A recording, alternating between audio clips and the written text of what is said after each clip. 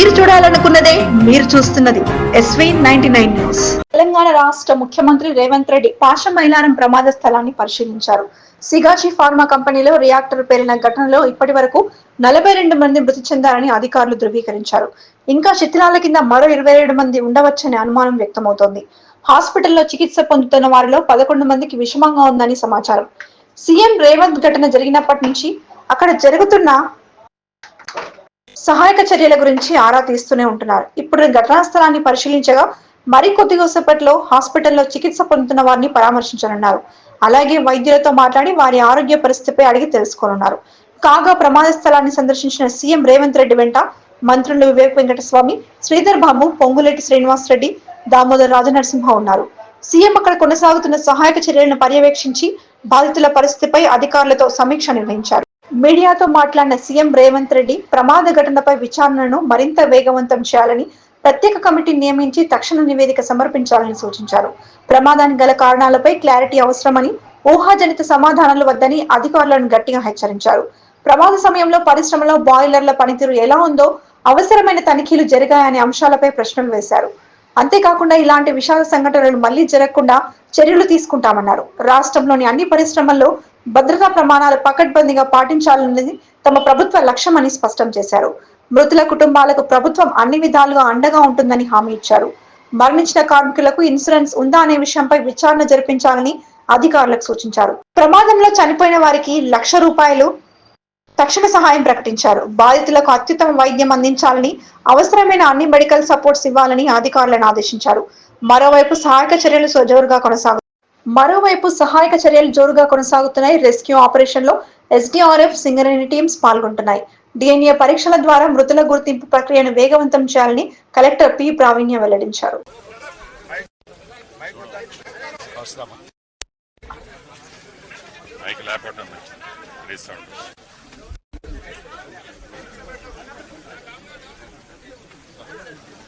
ఓకేనా?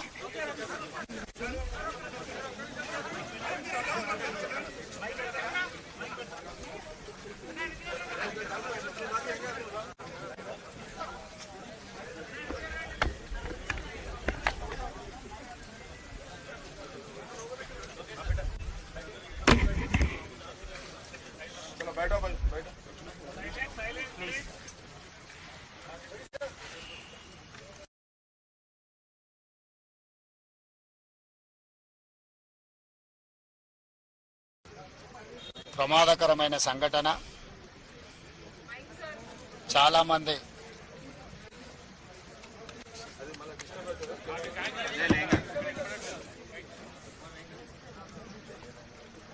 పాశమైలారంలో నిన్న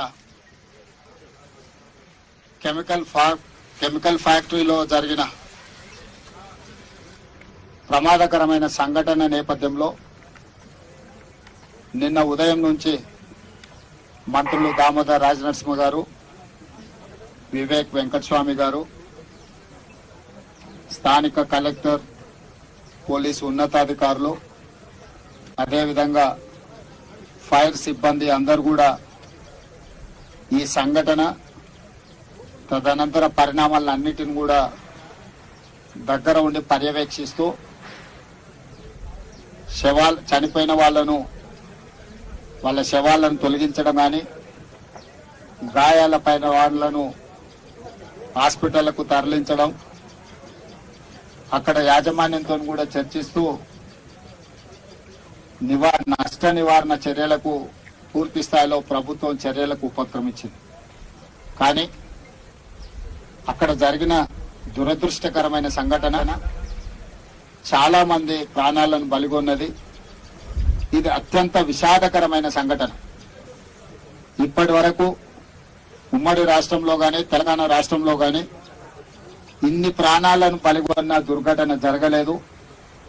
అందుకే ఈరోజు నిన్నటి నుంచి మా మంత్రులు నిరంతరం పర్యవేక్షిస్తూ సంస్థ యొక్క యజమానులతో, ప్రభుత్వ అధికారులతో, అదేవిధంగా fire department, Hydraa, disaster management, police సిబ్బంది, రెవెన్యూ సిబ్బంది అన్ని శాఖలను సమన్వయం చేసుకుంటూ అక్కడ చర్యలకు ఉపక్రమించడం జరిగింది.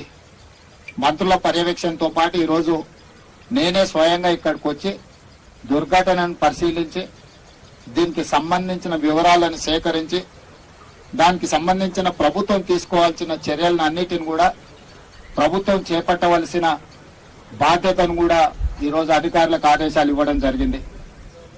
ఈ దురదృష్టకరమైన సంఘటనలో ప్రాణాలు కోల్పోయిన వాళ్ళు బీహార్, ఒడిశా, మధ్యప్రదేశ్, ఆంధ్రప్రదేశ్, తెలంగాణ రాష్ట్రాలకు సంబంధించిన వాళ్ళు ఉన్నారని ప్రాథమిక సమాచారం అందింది. ఇప్పటి వరకు అధికారులు అందిస్తున్న సమాచారం మేరకు దాదాపుగా 36 ప్రాణాలు పోయినాయి. ఇంకా కొంతమంది అచూకీ లేదు. చాలా వరకు వివరాలను సేకరించే ప్రయత్నంలో అధికారులు ప్రయత్నం చేస్తున్నారు. దుర్ఘటన జరిగినప్పుడు పరిశ్రమలో 143 మంది ఉండడం జరిగింది. అందులో దాదాపుగా 58 మంది ఇప్పటికీ అధికారుల దృష్టికి, అధికారులకు టచ్ లోకి వచ్చింది. మిగతా వాళ్ళు కొంతమంది ఇంకా శిథిలాల కింద ఉన్నారా, లేకపోతే భయంతోనే ఎక్కడికైనా పోయి ఇంతవరకు ప్రభుత్వ అధికారులకు టచ్ లోకి రాలేదా, ఈ రోజు పర్యవేక్షిస్తున్నారు. ఏది ఏమైనా ఈ దురదృష్టకరమైన సంఘటనని ప్రభుత్వము చాలా తీవ్రంగా పరిగణిస్తుంది.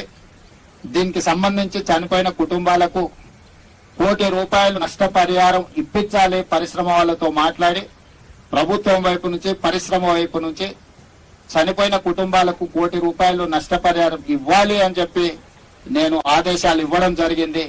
ఆదేశాల ప్రకారం మా మంత్రులు పరిశ్రమ యజమానులతో మాట్లాడి ప్రభుత్వం వైపు నుంచి సహకారం తీసుకొని వాళ్ళకి నష్టపరిహారం అందించడం జరుగుతుంది.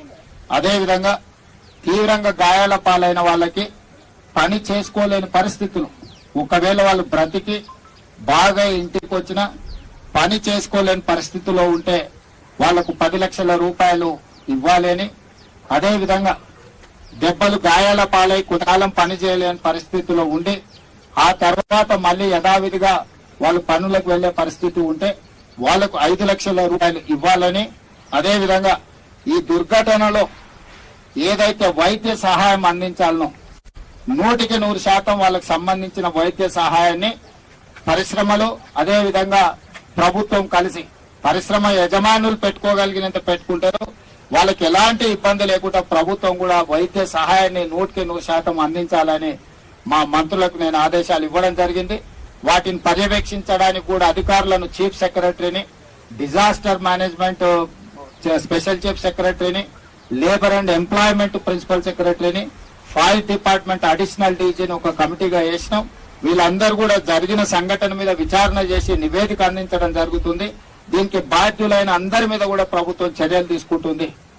ఇందులో ఎవరిదైనా నిర్లక్ష్యం ఉన్నదా, లేకపోతే దురదృష్టకర సంఘటన ఏ విధంగా జరిగింది, బాధ్యులు ఎవరినో కూడా విచారణలో గుర్తించి వాళ్ళందరి మీద కూడా చర్యలు తీసుకోవడం జరుగుతుంది. ఇదే కాకుండా ఇలాంటి దుర్ఘటనలు భవిష్యత్తులో జరగకుండా ఉండాలి అని అంటే ప్రభుత్వం కూడా ఇంకా భవిష్యత్తులో పరిశ్రమలకు సూచనలు చేయాల్సిన అవసరం ఉన్నది. నిన్నగాక మన గుల్జార్ హౌస్ లో కూడా ఒక ఫైర్ యాక్సిడెంట్ అయింది. అక్కడక్కడ ఫైర్ యాక్సిడెంట్స్ అనుకోని సంఘటనలో చాలా మంది ప్రాణాలు తీసుకుంటున్నారు. కాబట్టి దీనికి సంబంధించి కూడా ప్రభుత్వం ఒక స్పష్టమైన విధానంతో పరిశ్రమలకు కూడా సరైన సూచనలు ఇచ్చే విధంగా, ఆ సూచనలు పరిశ్రమలు అమలు చేసే విధంగా కూడా ఒక వ్యవస్థను ఏర్పాటు చేయాలని ఈరోజు ప్రభుత్వం అనుకుంటుంది. వీటన్నిటికీ సంబంధించి కూడా భవిష్యత్ కార్యాచరణ ఉంటుంది.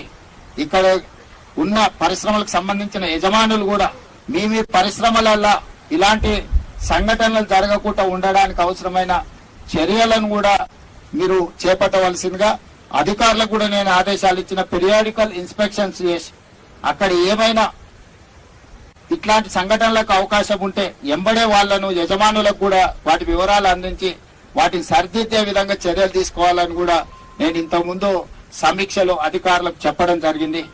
ఏది ఏమైనా చనిపోయిన కుటుంబాలను, తీవ్రంగా గాయపడ్డ కుటుంబాలను, ఇందులో గాయపడ్డ కుటుంబాలను అందరినీ కూడా 100% ప్రభుత్వం మానవత్వంతో ఆదుకుంటుంది.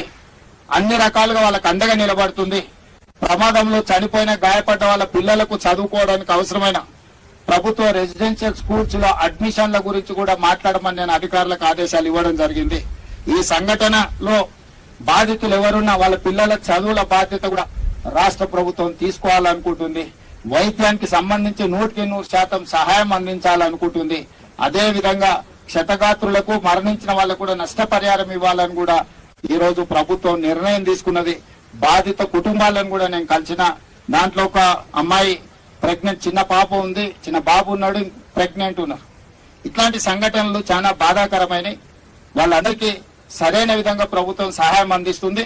చనిపోయిన వాళ్ళ శవాలను కూడా వాళ్ళ సొంత గ్రామాలకు తరలించడానికి అవసరమైన అన్ని రకాల ఏర్పాట్లను కూడా పర్యవేక్షించండి అని డీజీపీ గారికి, అదేవిధంగా రెవెన్యూ అధికారులు అందరూ కూడా ఆదేశాలు ఇచ్చిన.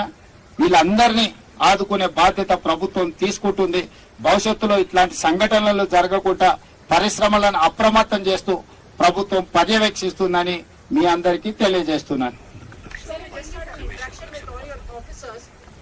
And also with the company officials, what is the preliminary reason why it appears to be? Because this has been here for 35 years, we understand. Why has such a major mishap happened suddenly? Preliminary information is there, but I cannot disclose. Why? Because the inquiry is going on. I wanted to find out all the details. Then only I can comment anything. Otherwise, if I comment something, it will take another turn. So, I don't want to make any comments at this juncture. Definitely we will see whatever concerns are there, whatever lapses are there, whatever regulation has to be implemented. We will examine everything. We will take a serious view on those incidents. And at the same time, I have told my people to give 1 lakh for deceased family, death family and injured family, 50,000 for immediate expenditure. Next few days they cannot go for work or they cannot do anything. That is why I have told my people to give contingency fund from collector to these deceased families 1 lakh and 50,000. And at the same time, I have told my people 1 crore rupees for death families, 10 lakh rupees major that accident and limited whatever injuries are there for them also 5 lakh rupees, and medical thing government will take care everything. So they need not worry about their medical treatment. 1 crore is compensation, 10 lakhs and 5 lakhs whoever is injured, for them also we are going to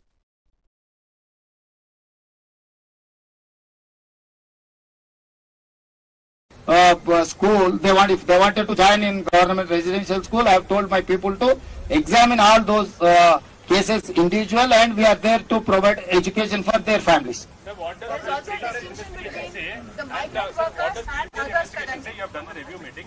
What does preliminary investigation say? And did the company follow all the regulations and any anything late to? Already our director labor department, director bylaws, they have inspected. They have given certain instructions to that concern. But who is in charge? 30% also has died in this accident. So we could not recover.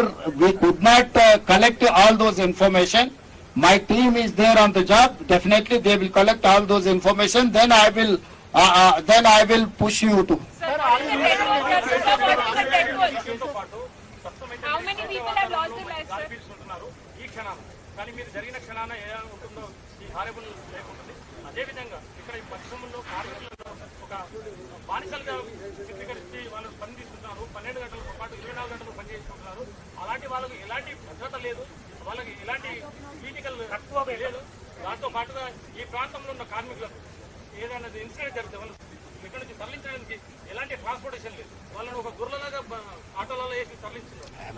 ఏ విధంగా చర్యలు ఈ పారిశ్రామిక వ్యవస్థలో ఒక ఐలాగా ఏర్పాటు చేసుకుని కార్మికులతో ఎలాంటి పని తీసుకోవాలి, ఈ కాంట్రాక్టులకు అప్పచెప్పి ఏదైనా జరిగితే కాంట్రాక్ట్ల మీద పోతేసి వాళ్ళకి ఎలాంటి ఆర్థిక లాభం కూడా లేకుండా చేస్తున్నారు. వాళ్ళ మీద మీరు ఎలాంటి చర్యలు తీసుకుంటారో చెప్పండి. తప్పకుండా మీరు చెప్పిన విషయాలు అన్నిటి కూడా రాతపూర్వకంగా మా అధికారులకు ఇవ్వండి. మీరు చేసిన ఫిర్యాదును మొత్తం పరిగణలోకి తీసుకొని ఏ విధంగా ఇలాంటి తప్పిదాలకు పాల్పడుతున్న వాళ్ళ మీద చర్యలు తీసుకోవాలో ప్రభుత్వం తప్పకుండా చర్యలు తీసుకుంటుంది.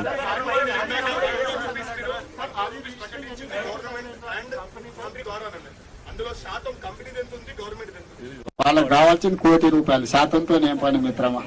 చనిపోయిన కుటుంబాలకు ₹1,00,00,000 కావాలి. ₹1,00,00,000 వాళ్ళకి వస్తాయి. ధన్యవాదాలు.